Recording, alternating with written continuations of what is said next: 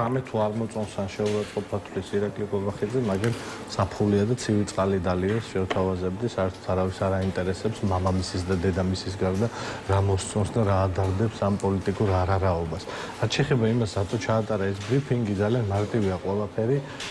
ყობახიძემ და მისმა გუნდმა მთლიანად ფიასკო განიცადეს შეერთებულ შტატებთან, როგორც თვითონ ეძახიან, გადატვირთვის პოლიტიკის მცდელობაში და რაიმე ტიპით ნორმალიზებაში და ბიძინა ივანიშვილის ქონების გადარჩენაში და მისი სანქციების განთავისუფლების პროცესში. სრული კრახი განიცადეს, იმის პარალელურად რომ ქვეყანაში კატასტროფულ ორიენტალს აყენებენ ტყუილების, შესაბამისად ივანიშვილი არის განრისხებული, ამაზე თქვენ იხილეთ ჩვენთან ღამის და შეერთებულ შტატებში დღის განმავლობაში კონგრესის მიერ ერთხმად მიღებული განაცხადი და კანონპროექტის ნაწილი, რომ საქართველოს მოქმედი ხელისუფლება განიხილება ჩინური და რუსული გავლენების წარმომადგენლად კავკასიაში, რომ ისინი ეწინააღმდეგებიან შეერთებულ შტატების და ქართული ხალხის ინტერესებს. შესაბამისად ივანიშვილი განრისხებულია ამ ყველაფერზე, ივანიშვილი განრისხებულია ამ განცხადებაზე, რომელიც გაკეთდა სახელმწიფო დეპარტამენტის ოფიციალური დელეგაციის ვიზიტის შემდეგ საქართველოში, მას არ გამოუვიდა სტატუს-კვო შენარჩუნებით სიტუაციის ნორმალიზება ამ ქვეყანაში, შესაბამისად ის განრისხებულია ყობახიძეზე და მის გუნდზე და ჩვენ დღეს ვიხილეთ ძალიან იაფფასიანი და საშინელი საყურებელი მლიქნელობის სესია. ჩვენი სტუმარი, რომელსაც დაახლოებით ისეთი შთაბეჭდება დარჩა. ხო, ეს მლიქნელობის სესია 24-ჯერ ახსენა ივანიშვილი უკონტექსტო. თავმჯდომარის მოადგილე მიიჩნევს, რომ ყობახიძეს წყალი აქვს შემდგარი და ეს გამოჩნდა სწორედ მისი დღევანდელი პრესკონფერენციიდან. აი, აქამდე მივდივართ, რომ ირაკლი ყობახიძეს პრემიერის პოლიტიკურ თანამდებობაზე შესაძლოა საფრთხე ემუქრებოდეს. ვერ გეტყვით, მე ამ განხილვაში არ შევალ ყობახიძეს წყალი აქვს შემდგარი თუ კიდევ უარესი რამ ტალახში დგას და ჭაობში იხჩობა. საერთოდ არ მაინტერესებს ამ კაცის არც პოლიტიკური აწმყო, არც მომავალი და არც წასული. მე ერთი ვიცი, რომ კანონის უზენაესობის პირობებში ამ ქვეყანაში ირაკლი ყობახიძე მიუჯდება მის წინამორბედ ზუგვერდით ციხეში. ეს იქნება მისი საქმე სამშობლოს ღალატისათვის, რომელთაც ის არის ახლა დაკავებული, მაგრამ მე სასახად ვიცი, რომ ივანიშვილი ახლა არის განრისხებული, ამ პოლიტიკურ არარაობებს არ დარჩენიათ არაფერი, ვეღარ ატყუებენ ივანიშვილს, რომ რამის დალაგებას მოახერხებენ და ჩაატარა მლიქნელობის ამაზრზენი სესია. ეს იყო საშინელი საყურებელი, ეს რაღაცა ვითომ ახალგაზრდა კაცი, როგორ დეგრადირდება ტელეეკრანებთან და მლიქნელობით იყო დაკავებული 24-ჯერ აღმატებულ ხარისხში, ერთი ღვთიძინა არ დაუძახია, დანარჩენი ყველაფერი ღმერთად გამოაცხადა ლამის ივანიშვილი და უწმინდეს კაცად. ეხლა მართლა იდიოტი გონია ქართული ხალხი აი ამ პოლიტიკურ არარაობას, როდესაც ამბობს, რომ ივანიშვილი ამყარებს ამ ქვეყანაში თურმე ინსტიტუციებს. კაცს, რომელიც 16 წელიან 15 წელი თანამდებობას არიკავებს ოფიციალურს და ისე მართავს ქვეყანას და ეროზია მოახდინა მთელი სახელმწიფო სისტემის და დაამყოს ქართული სახელმწიფო ინსტიტუციები, ამ კაცზე იძახეს, რომ ინსტიტუციების სიმყარეში გვეხმარებაო და მაქსიმართლით იაროს მთელი მისი დარჩენილი უბადრუკი ცხოვრება ირაკლი ყობახიძე. გადავთაზოთ თქვენ ამერიკის შეერთებული შტატების წარმომადგენელთა პალატის მიერ კავკასიაში ჩინეთის გავლენის წინააღმდეგ ბრძოლის აქტის მიღება ახსენეთ, რომელშიც სხვათა შორის საქართველოსაც არის საუბარი და მოდით ახლა ამაზეც კითხავთ. კანონპროექტი კონგრესს ჯერ კიდევ 24 თებერვალს წარუდგინეს კონგრესმენებმა ჯო უილსონმა და სტივ კოენმა. კანონპროექტის მიხედვით კი ამერიკის შეერთებული შტატების სახელმწიფო მდივანმა, ასევე ეროვნული დაზვერვის დირექტორმა და თავდაცვის მდივანმა 180 დღის განმავლობაში უნდა მოამზადონ ანგარიში, რომელიც შეისწავლის რუსეთისა და ჩინეთის სადაზვერვო სტრუქტურებისა და მათი აქტივების შეღწევას საქართველოში და შეაფასებს რუსეთისა და ჩინეთის გავლენისა და თანამშრომლობის შესაძლო გადაკვეთას ჩვენს ქვეყანაში. აქაც მარტივად კითხავთ, როგორ უნდა შეფასდეს ეს კანონპროექტი და აქვე, როცა ქართულ ოცნებას ჩინეთთან ურთიერთობების გაღრმავების და სურვილის თუ გააქტიურების გამო აკრიტიკებენ, ის სვამს კითხვას, თუ ეს პრობლემას წარმოადგენს, მაშინ რატომ ცდილობს ჩინეთთან ურთიერთობის კიდევ უფრო გააქტიურებას და ჩინეთთან კიდევ უფრო დაახლოებას თვითონ ამერიკის შეერთებული შტატები. ეს კითხვაც ლოგიკურად ჟღერს, ამიტომ ამ კითხვასაც რომ იპასუხოთ. შევეცდები ამ კითხვიდან პასუხი დავიწყო, იმიტომ რომ ეს მნიშვნელოვანი ტექნიკური და გეოპოლიტიკური საკითხია, რომ ჩვენი მაყურებლები მარტივად შევეცადოთ გავარკვევთ ამ ამბავში.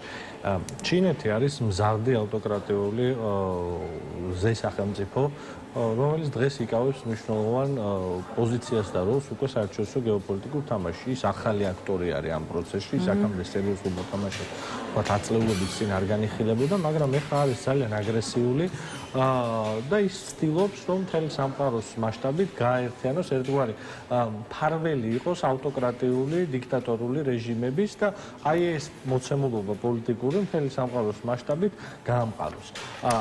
რატომ თანამშრომლობს შეერთებული შტატები ჩინეთთან? ძალიან მარტივი ამბავია, რომ მეცოდეს იცოდეს ჩვენო მაყურებელმა.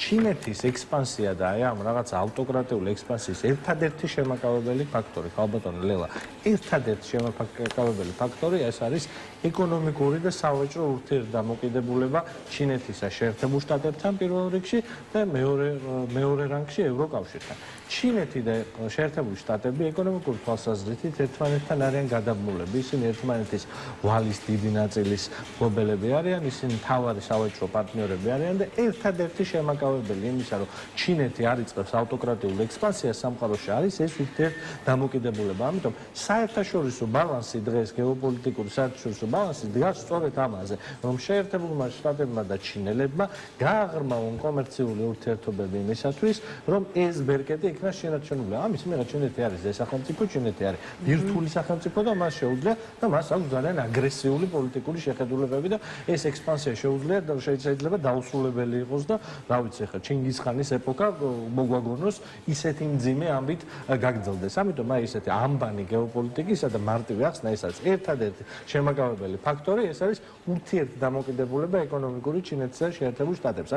ამიტომ ცდილობს შეერთებული შტატები საქართველოს და ჩინეთის ურთიერთობებში რა. აქ გადავალ ხა და ტილი ირაკლი კობახიძე ამიტომ უედრება შეერთებულ შტატების ჩინეთის ურთიერთობას, იმიტომ რომ ეს სერიოზული და მნიშვნელოვანი ამბავია. ვერ ვიტყვი რომ ეს არ იცის, მაგრამ ეს არის სერიული მატყუარა, ესეთი მანიაკალური სერიული მატყუარა და ამას აკეთებს.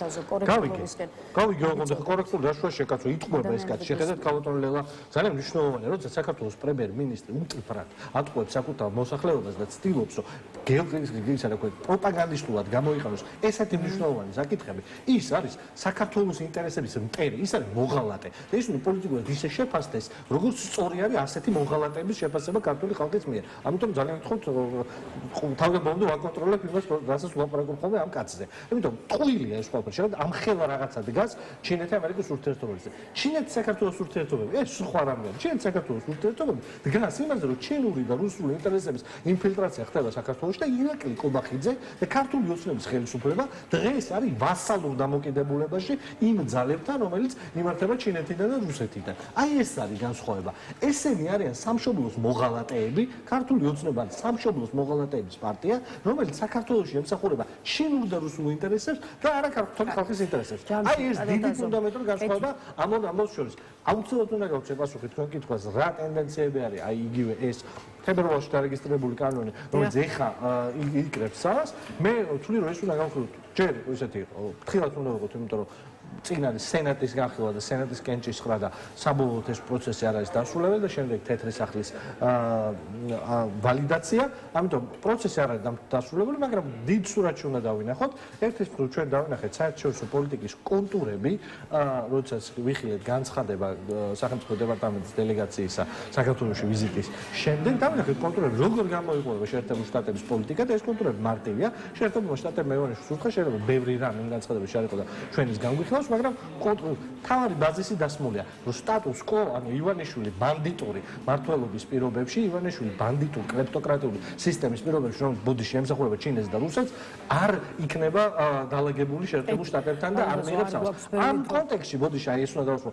ამ საერთო კონტექსტში ჩვენ ვხედავთ ამ განცხადებას და შემდეგ აი ამ სწორედ კანონპროექტის გაგრძელებას. ამიტომ მნიშვნელოვანია ვაშინგტონიდან ახლა მინდა რომ ბრიუსელში და ევროპაშიც გადმოვიდეთ და ვიზა ლიბერალიზაციასთან დაკავშირებულ საკითხსაც დავუთმოთ რამდენიმე წუთი, იმიტომ რომ აგერ საუბარია იმაზე, რომ შესაძლოა ჩვენს ქვეყანას გაუჩერდეს ეს მნიშვნელოვანი მონოპოლარი. შესაბამისად, რა ბედიელი საქართველოს ახლა უკვე ამ კონტექსტში კითხავთ და კითხავთ მით უფრო იმის გათვალისწინებით, რომ სულ რაღაც 2 დღეში 11 ივნისს უნდა იმსჯელოს ევროპულმა სახელმწიფოებმა საქართველოსთვის უვიზო რეჟიმის შეჩერების შესაძლებლობაზე. ერისთვის უნდა ვიყოთ მზად და მეორე მხრივ, რამდენად სამართლიანი მიღებული იქნება ეს გადაწყვეტილება, თუ კი საბოლოოდ ევროკავშირი ამ გადაწყვეტილებებზე მივა ამასაც ჩაგეკითხებით, მოდით, იმიტომ რომ მართლა აქტუალურია ამ კონტექსტში კითხვა უვიზო რეჟიმის შეჩერებით ბრიუსელი დასჯის ქართულ ოცნებას თუ დასჯის ქართულ ხალხს.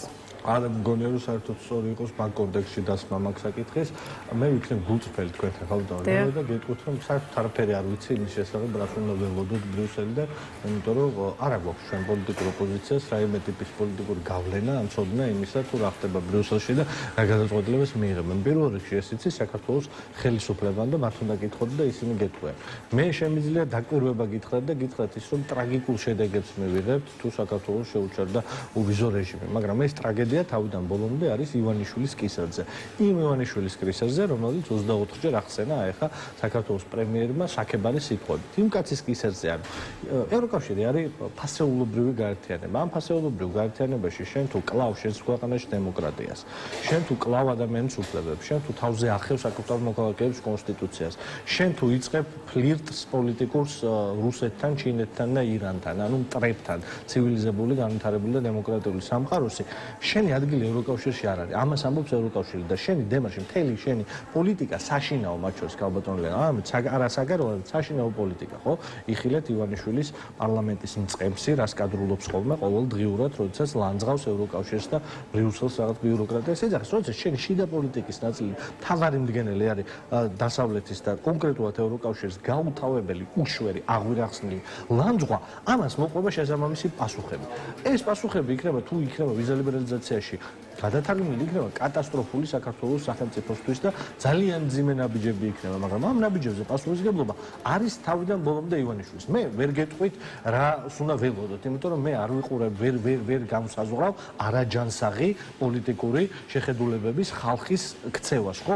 გაუგებარია ეს ხალხი ხვალ რას იკადრებს, ივანიშვილი რა ისტერიკაში ჩავარდება ხვალ და კიდე რას იკადრებს და კიდე რას გააფუჭებს, ეს არავინ არ იცის, ხო? მაგრამ ვიცით ერთი რამე, მისი პასუხისმგებლობაა და ვიცი მეორე რამე. ძლიერი საქართველო რო იყოს ამ ქვეყნის ხელისუფლებაში, დღეს ლაპარაკი ბრიუსელში იმაზე კი არ იქნებოდა, ვიზა ლიბერალიზაცია უნდა შეუჩერონ საქართველოს თუ არ უნდა შეუჩერონ. არამედ დღეს ვიცი რომ მოლაპარაკებიც მაგიდასთან ვისყდებოდით, იმაში გაწევრიანების მოლაპარაკებებზე და ვილაპარაკებდით იმაზე, რა სისწრაფით შევიდოდა საქართველოს ევროკავშირში, ეს იქნებოდა წელს, მომავალ წელს თუ იმის შემდეგ წელს. ამაზე იქნებოდა საუბარი ძლიერ საქართველოს ხელისუფლებაში ყოფნის დროს. დღეს ქართული ოცნება მოღალატეობრივი პოლიტიკური ძალა, რომელიც ემსახურება რუსეთის, ირანის და ჩინეთის ინტერესებს ამ ქვეყანაში. ამიტომ გავგებარია.